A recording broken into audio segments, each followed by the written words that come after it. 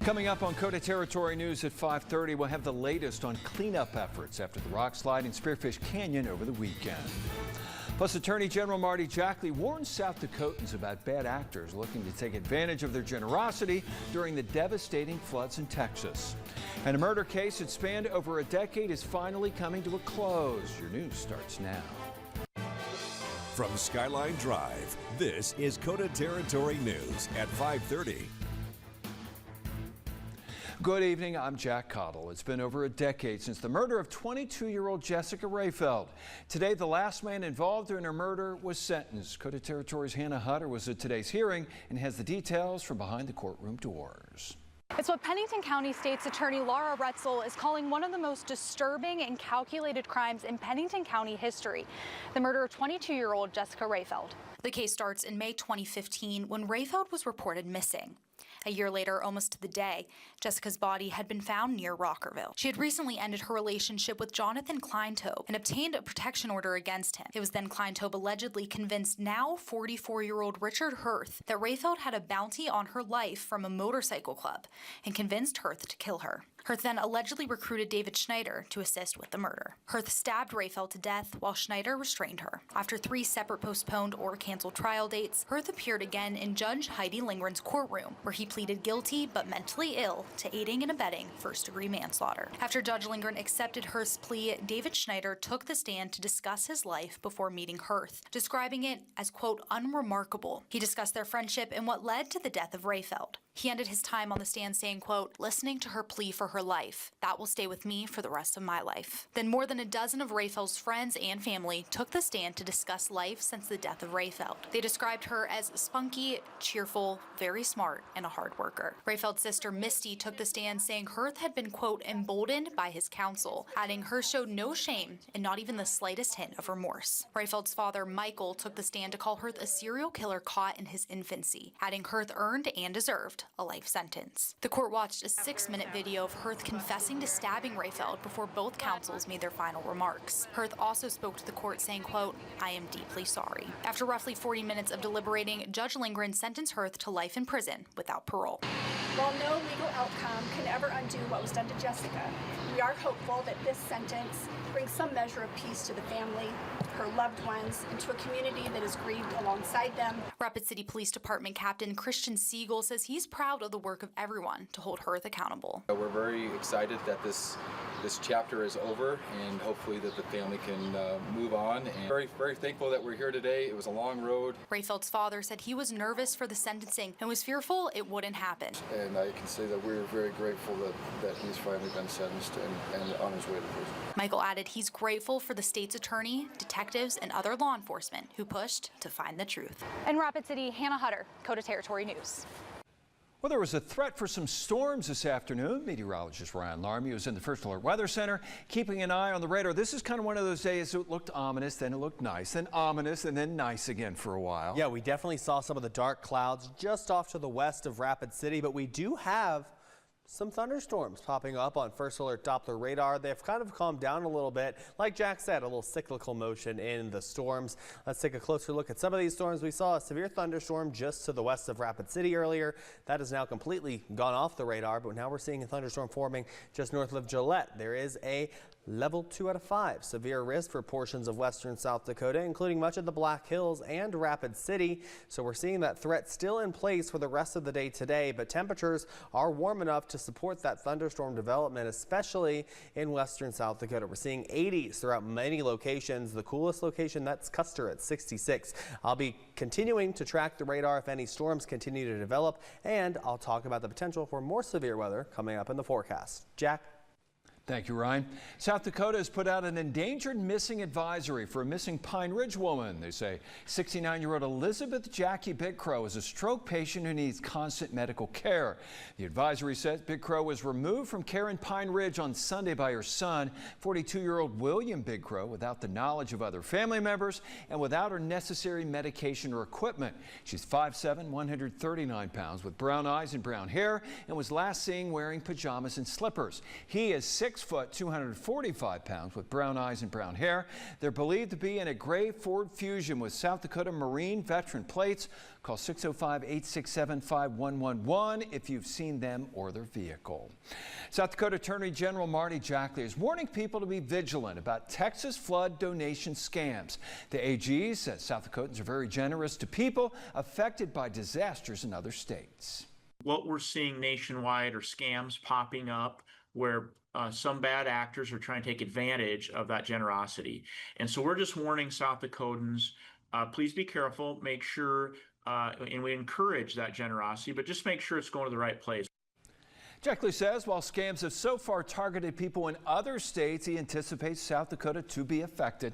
The AG's Consumer Protection Division recommends people only give money to legitimate relief organizations. The division says organizations, including government agencies, do not ask for money by phone or on the internet. After a weekend rock slide that forced the closure of Highway 14A in Spearfish Canyon, the road is open once again. The rock slide, which sent large boulders crashing into the roadway Saturday morning, forced officials to shut down a major portion of the road for safety. By Sunday evening, the South Dakota Department of Transportation workers had blasted and removed most of the rocks to get the road open and cars flowing through the Black Hills scenery once again. It's been many years since we've had anything really impactful like this. But there's always, when rocks in the hillsides get impacted by heavy rain, there's always the possibility of some rock coming loose. I'm just grateful for the efforts of the DOT and the construction teams to get the Canyon Road cleaned up this weekend. Although the road is open for travel, crews will be working to repave affected areas and caution is advised.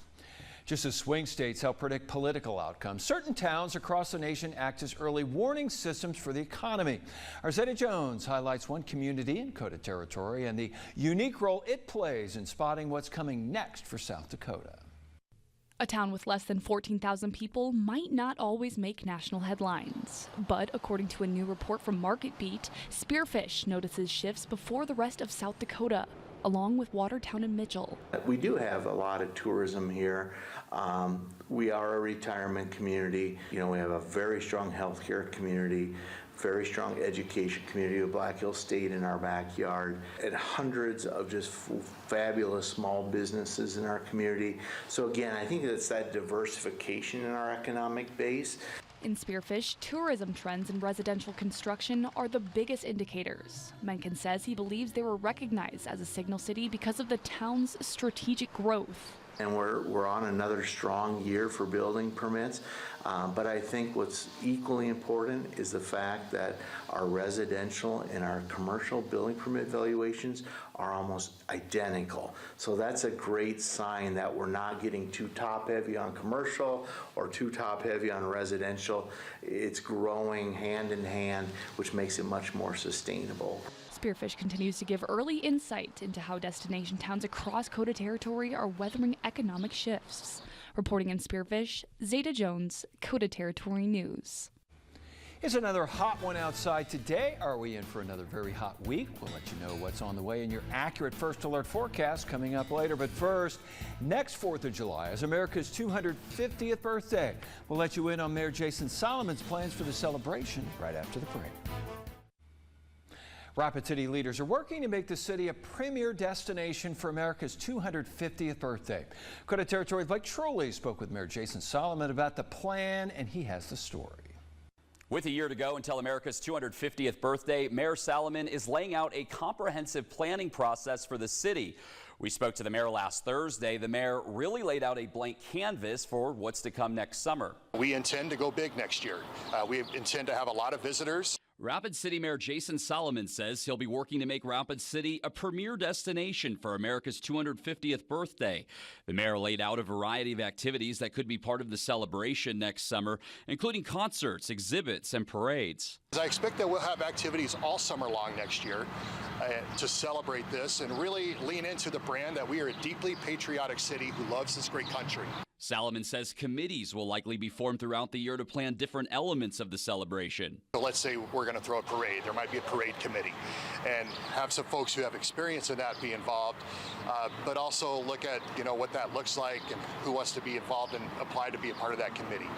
likely fueling momentum for Salomon's goals. It's a fireworks show set to happen at Mount Rushmore next July. Governor Roden recently signed a memorandum of agreement with Interior Secretary Doug Burgum to begin planning the fireworks show at Mount Rushmore to celebrate America's 250th birthday.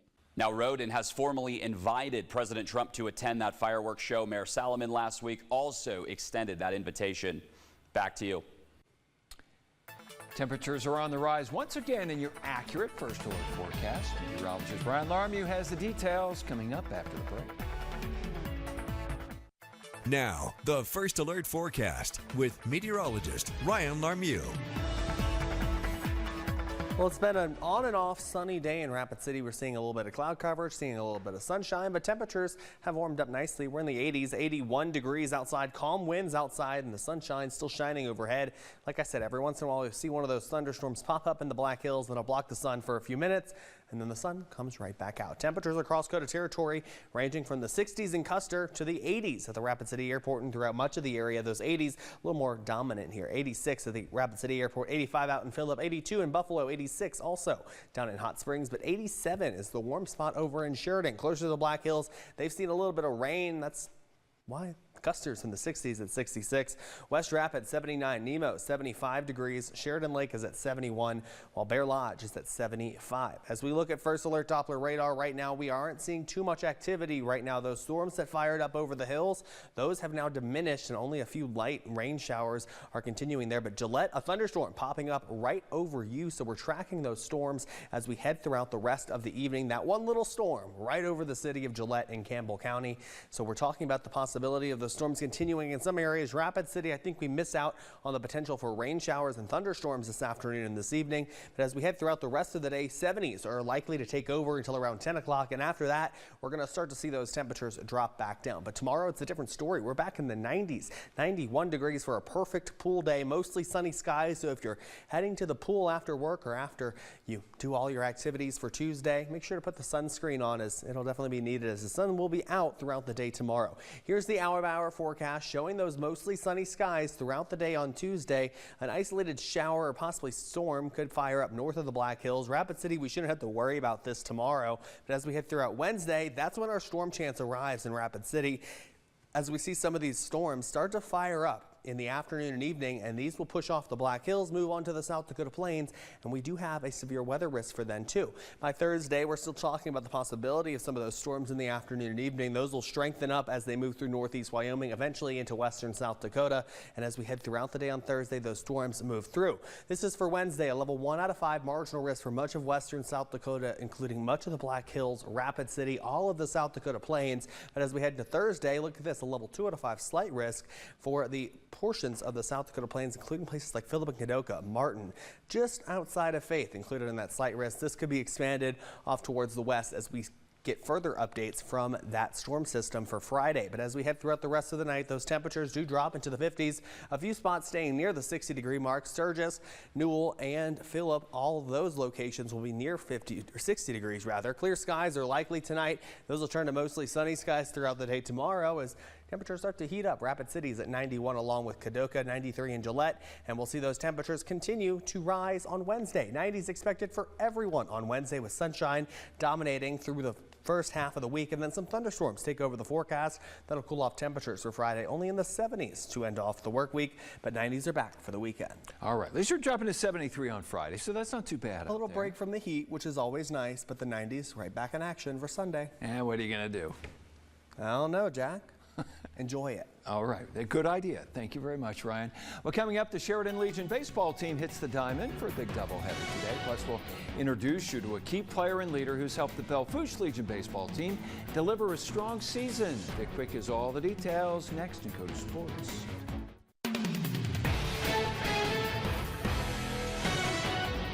Good evening, everybody. It's an exciting night at Spearfish as the Sasquatch are hosting Ben Zobrist night. The former Rays and Cubs player will be on hand to greet fans. Zobrist was the MVP of the 2016 World Series as he helped the Cubs end the curse, knocking off Cleveland in 7 games.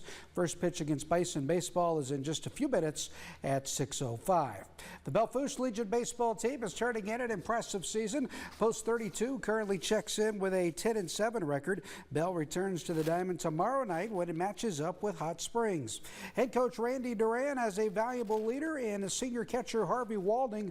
Walding keeps the opposition's running game in check and can also do some damage with his bat. Now, Harvey also played football and basketball for the Bronx, but has a true love for baseball. In fact, when he's not playing, Harvey watches as many big league games as he can. And as a catcher, he enjoys serving as a coach on the field.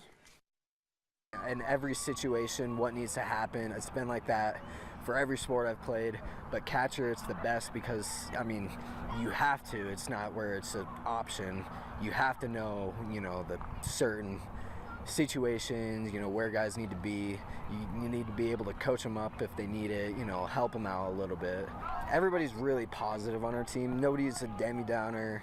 And I think, this is one of the first years that I've played that it's been where there's, it's straight positivity. And it's just great to see all the guys there want to be with each other. Good catching up with Harvey and the Bellevue Legion baseball team. Now, the Sheridan Legion baseball team is putting together an impressive season. The Troopers have won 4 in a row and 6 of their last 7 to run their record to 33-23 on the season. Today, Sheridan hit the diamond for a doubleheader against Laramie. And hello, Wincallum. These teams played a tight game 1 with Sheridan picking up a 7-6 victory. Gunnar Lamb led the way for the Troopers, going 2 for 4 with 2 RBI. Dominic DeStefano and Tanner Hamrick each added a pair of hits as well. Sheridan did a nice job in the field, turning a pair of double plays. Now, game 2 is just underway out in Sheridan today. The Post 22 baseball team kept things rolling at the 50th annual Firecracker Tournament. The Hard Hats win 5-1, a route to winning the tourney championship.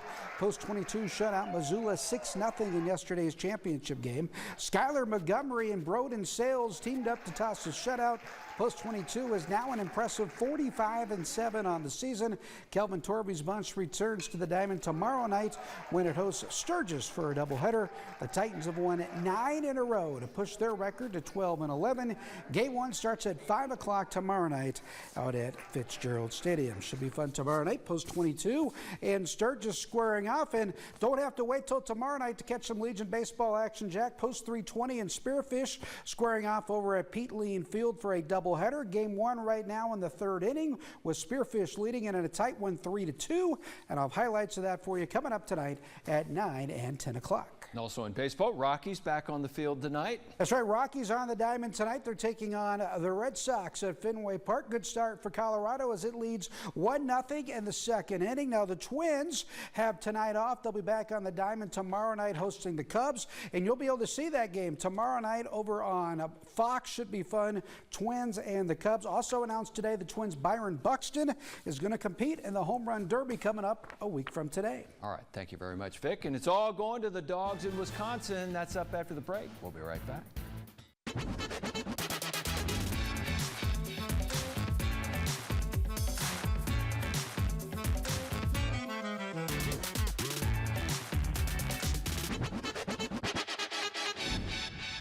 Be sure to tune in to KOTA Territory News at 6 on Fox. Why some people are not happy about a South Dakota law that restricts transgender people from certain restrooms. And they might make another person really, really uncomfortable, regardless of what that person's gender identity is.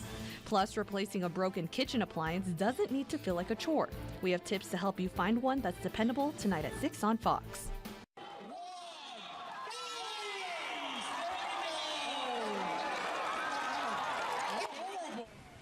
And they're off. Wiener Dogs taking off with full speed, going each and every way possible. The Canines were participating in an annual race on the baseball field around the game action of the Wisconsin Timber Rattlers baseball team.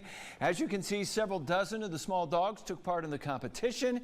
As for the hound who took home the grand prize, well, the chaos made it hard to crown a clear winner, but in our book, they all won. They all won. Yeah, it's a nice theory and all. It's a nice theory. I think Beans of Juliana Alford, I think Beans won. That's a winner. Are we winning with the weather? Right now, we aren't seeing any storms, and tonight the storms clear out of here, which is the good news. And those temperatures are going to be in the 50s tonight, warming up tomorrow. Good deal. Thanks for watching KOTA Territory News, your local news and weather authority.